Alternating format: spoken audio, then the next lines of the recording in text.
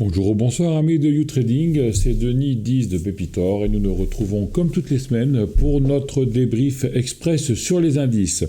Donc nous passerons en revue, en analyse graphique, le SP500, le Nasdaq, le Dow Jones et nous finirons comme d'habitude avec l'Europe, avec l'indice allemand, le DAX et l'indice français, le CAC 40.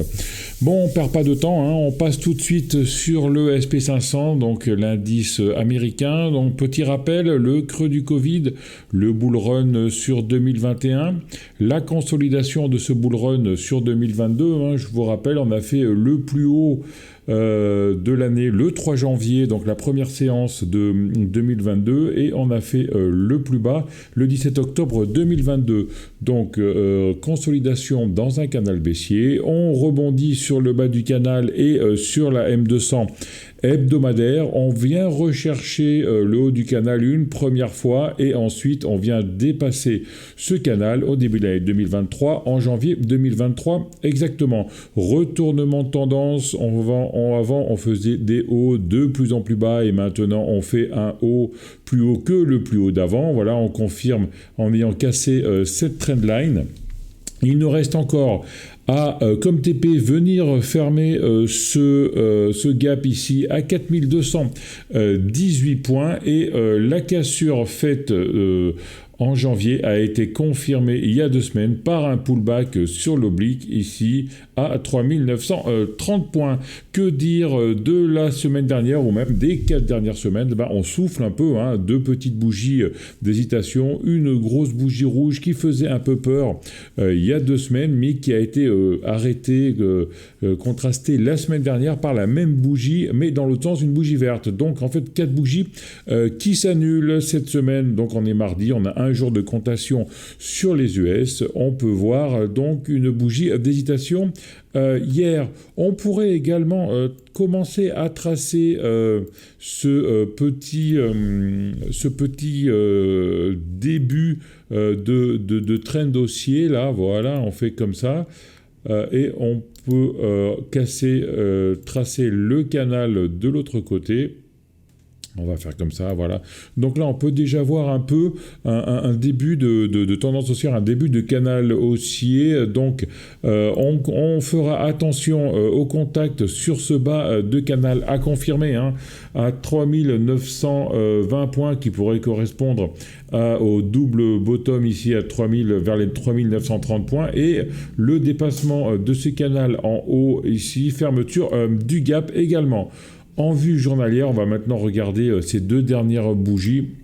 Voilà, donc en vue journalière, on a fait depuis le début de l'année, on a fait une grosse vague haussière consolidée à 61,8%. C'est ce que je vous disais la semaine dernière, hein. Surveillez donc ces 61,8% plus cette M200. Donc ça a été confirmé jeudi dernier. Donc j'enlève mes retracements de Fibonacci pour être un peu plus clair. Et rebond sur la M200, rebond sur le Fibonacci, rebond sur la bolle de Bollinger inférieure. 2 belles bougies vertes d'impulsion avec encore un gap ici. Attention, hein, ces 2 belles bougies nous ont permis de casser la M7, d'aller rechercher la M20 en journalière, mais on ne l'a pas passé hier, hein, donc à suivre. Ces 2 bougies vertes sont quand même assez importantes. Le fait de ne pas avoir une 3e bougie verte ici nous laisse penser que probablement on viendra souffler dans la semaine. On a un point ici, un point vide, hein, il faudra vraiment fermer ce gap assez rapidement, hein. Donc le gap à fermer, il est ici à 4090 points. On l'a presque fermé hier. On va voir si aujourd'hui on arrivera à le fermer, mais bon, ces 2 bougies, le gap ouvert, et ici on est monté trop fort. Le rebond, à mon avis, a été beaucoup trop fort sur cette M200, et là on va probablement venir osciller, peut-être venir refermer ce gap avant d'aller refermer celui-là. Donc moi, j'attends cette semaine un petit range entre 3980 et 4090 points. Donc pour arrondir, on va dire 4000 et 4100 points. On pourrait également ici tracer un canal baissier très court terme. Bon, on va pas le faire, hein, on va voir ce que ça donne quand même, hein. On va prendre le bas ici. Alors, un contact ici. Alors voilà. un contact ici, un contact ici. Il est assez vertical, on peut le cloner. Voilà, ça matche pas trop. Bon, c'est un peu tôt pour dessiner la deuxième partie de ce canal baissier. On va juste dessiner la trendline, le support oblique baissier. Ici, on va maintenant passer sur l'indice technologique qui est le Nasdaq en vue hebdomadaire, comme le SP500, le creux du Covid, le bull run 2021, la consolidation 2022 dans un canal baissier, un inversement de tendance ici, haut de plus en plus bas, et là on fait des hauts plus hauts que le plus haut d'avant. On rebondit aussi sur la M200 hebdomadaire, et là depuis le plus bas 2023 à 10 669 points, est allé chercher les 12 920 points il y a un mois de cela. Et là, depuis, comme pour le SP500, des bougies, on vient souffler un peu, bougie latérale, un doji, une bougie rouge, une bougie verte. Donc pour l'instant, on vient souffler tranquillement à l'intérieur de ces bandes de Bollinger qui sont horizontales, cette M20 qui sont horizontales, et au-dessus de cette M200 pour bien montrer qu'on est en territoire haussier mais neutre, moyen terme. En vue journalière, on confirme la belle attaque haussière qu'on a eue au début de l'année. Ensuite, une descente avec un gap ici, le même gap que sur le SP500. Par contre, on a eu la force hier de venir le fermer. Deux belles bougies d'attaque haussière jeudi et vendredi. Hier, on est venu souffler. Ça peut être un marteau, un signe de retournement aussi. La target de cette hausse après un rebond sur la M200 et pour les retracements de Fibonacci, on serait venu rebondir sur les 50% de Fibonacci également. Donc on a légèrement traversé la M200 qui nous a procuré un beau rebond. Les acheteurs sont entrés sur la M200 et sur les 50% de retracement de Fibonacci. Deux belles bougies vertes. On vient faire la target, c'est-à-dire fermer le gap laissé ouvert le 17 février. Et ensuite, dans la journée, les vendeurs ont repris la main ou les acheteurs ont pris les bénéfices. Après ces deux belles journées ici de hausse. On va voir ce que ça donne, mais probablement on va venir fermer ce gap ici à 12 050 points. Donc possible, on va souffler un peu après cette belle attaque haussière, probablement entre 12 000 et 12 500 points. Regardons le Dow Jones maintenant. Dow Jones en vue hebdomadaire. On était en range pendant toute l'année de 2021, d'avril 2021 en avril 2022.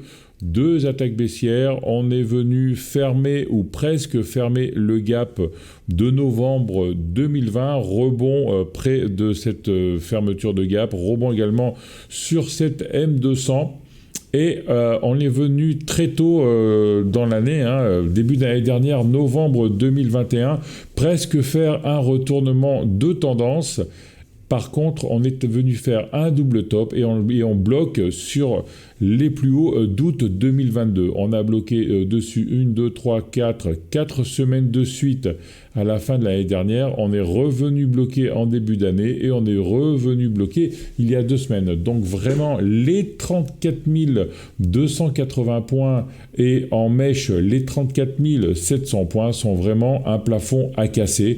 Et quand il se cassera, on viendra tout de suite libérer les 35 500 points, puis les 36 800 points. Donc actuellement, depuis le 12 décembre, on est dans un range entre 32 500 points et 34 200 points en range. On voit bien que le perte de volatilité, les bandes de Bollinger qui finissent leur phase 3 qui convergent, qui deviennent très très serrés, donc perte de volatilité.